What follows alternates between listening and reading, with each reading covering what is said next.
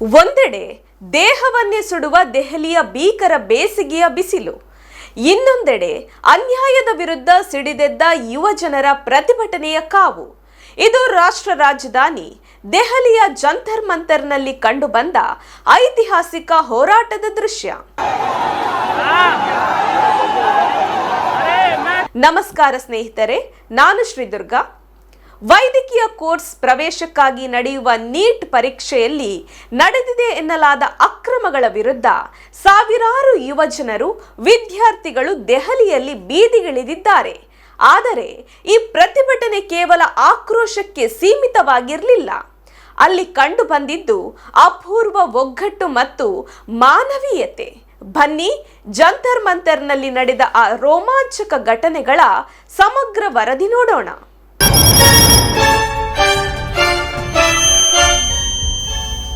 ಪ್ರತಿಭಟನೆಯ ಮೊದಲ ದಿನವೇ ದೆಹಲಿಯ ಲುಟೆನ್ಸ್ ಪ್ರದೇಶ ಒಂದು ಸೇನಾ ಶಿಬಿರದಂತೆ ಬದಲಾಗಿತ್ತು. ಎಲ್ಲಿ ನೋಡಿದರೂ ಪೊಲೀಸರ ಕಣ್ಗಾವಲು, 100ಕ್ಕೂ ಹೆಚ್ಚು ಹಿರಿಯ ಅಧಿಕಾರಿಗಳ ಮೊಕ್ಕಂ. ಅಷ್ಟೇ ಅಲ್ಲ, ಭದ್ರತೆಯ ನೆಪದಲ್ಲಿ ದೆಹಲಿ ಮೆಟ್ರೋದ 16 ಪ್ರಮುಖ ನಿಲ್ದಾಣಗಳನ್ನು ಸ್ಥಗಿತಗೊಳಿಸಲಾಗಿತ್ತು. ಇಂಟರ್ನೆಟ್ ಸೇವೆಗಳನ್ನು ಸಂಪೂರ್ಣ ಬಂದ್ ಮಾಡಲಾಗಿತ್ತು. ಇಂಟರ್ನೆಟ್ ಅಲ್ಲ, ವಾಹನ ಸಂಚಾರವೂ ಇರಲಿಲ್ಲ. ಆದರೂ ಯುವ ಜನರ ಉತ್ಸಾಹ ತಗ್ಗಲೇ ಇಲ್ಲ. ದಾರಿ ಗೊತ್ತಿಲ್ಲದಿದ್ರೂ ಕಾಲ್ನಡಿಗೆಯಲ್ಲೇ ಸಾವಿರಾರು ಜನರು ಜಂತರ್ ಮಂತರನ್ನು ತಲುಪಿದ್ರು. ದಾರಿ ಹೋಕರು, ಸ್ಥಳೀಯರು ವಿದ್ಯಾರ್ಥಿಗಳಿಗೆ ಮಾರ್ಗದರ್ಶನ ನೀಡಿದರು. ಸುರಕ್ಷತೆಯ ದೃಷ್ಟಿಯಿಂದ ಲೋಹ ಶೋಧಕಗಳ ಮೂಲಕವೇ ಜನರನ್ನು ಒಳಗೆ ಬಿಡಲಾಗುತ್ತಿತ್ತು. ಈ ಸುಡುವ ಬಿಸಿಲಿನಲ್ಲಿ ಅತ್ಯಂತ ವಿಸ್ಮಯ ಹುಟ್ಟಿಸಿದ್ದು ಅಲ್ಲಿನ ಮಾನವೀಯತೆಯ ದೃಶ್ಯಗಳು. ಅಲ್ಲಿ ನೆರೆದಿದ್ದ ಬಹುತೇಕರಿಗೆ ಪರಸ್ಪರ ಪರಿಚಯವೇ ಇರಲಿಲ್ಲ. ಆದರೆ ಅನ್ಯಾಯದ ವಿರುದ್ಧದ ಹೋರಾಟ ಅವರೆಲ್ಲರನ್ನೂ ಒಂದೇ ಕುಟುಂಬದಂತೆ ಬೆಸೆದಿತ್ತು.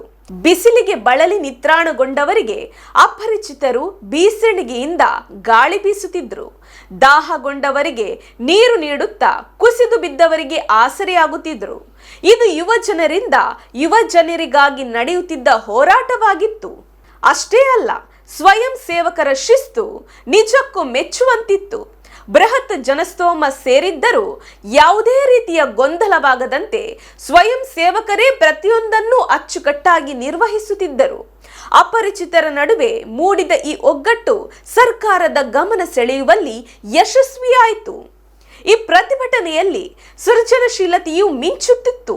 ಗಾಯಕರು ತಮ್ಮ ಧ್ವನಿಯ ಮೂಲಕ ಹೋರಾಟಕ್ಕೆ ಸ್ಫೂರ್ತಿ ತುಂಬಿದ್ರೆ, ಕಲಾವಿದರು ಕಲಾಕೃತಿಗಳು ಮತ್ತು ವಿಭಿನ್ನ ಭಿತ್ತಿಪತ್ರಗಳ ಮೂಲಕ ತಮ್ಮ ಆಕ್ರೋಶವನ್ನು ವ್ಯಕ್ತಪಡಿಸುತ್ತಿದ್ರು. ಆದರೆ ಪ್ರತಿಭಟನೆಯ ಕಾವು ಹೆಚ್ಚಾಗುತ್ತಿದ್ದಂತೆ ಚಿತ್ರಣವೇ ಬದಲಾಯಿತು.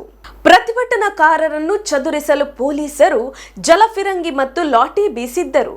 ಗಾಯಗೊಂಡವರಿಗೆ ಅಲ್ಲೇ ತಾತ್ಕಾಲಿಕವಾಗಿ ತೆರೆಯಲಾಗಿದ್ದ ವೈದ್ಯಕೀಯ ಶಿಬಿರದಲ್ಲಿ ಚಿಕಿತ್ಸೆ ನೀಡಲಾಗುತ್ತಿತ್ತು.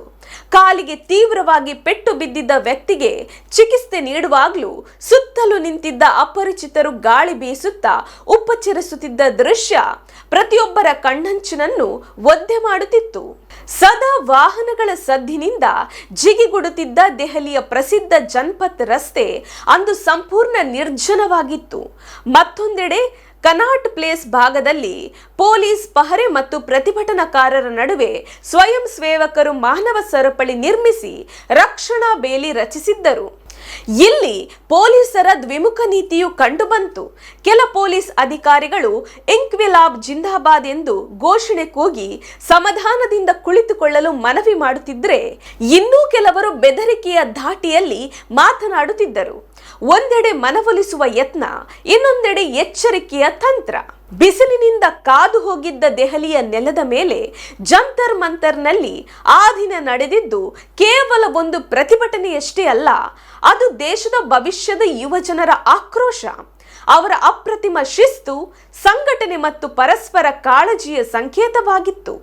ನೀಟ್ ಪರೀಕ್ಷೆಯ ಅಕ್ರಮದ ಹಿಂದಿರುವ ದುಷ್ಟ ಶಕ್ತಿಗಳಿಗೆ ಶಿಕ್ಷೆಯಾಗಲಿ, ಅರ್ಹ ವಿದ್ಯಾರ್ಥಿಗಳಿಗೆ ನ್ಯಾಯ ಸಿಗಲಿ ಎಂಬುದೇ ಪ್ರತಿಯೊಬ್ಬರ ಆಶಯ.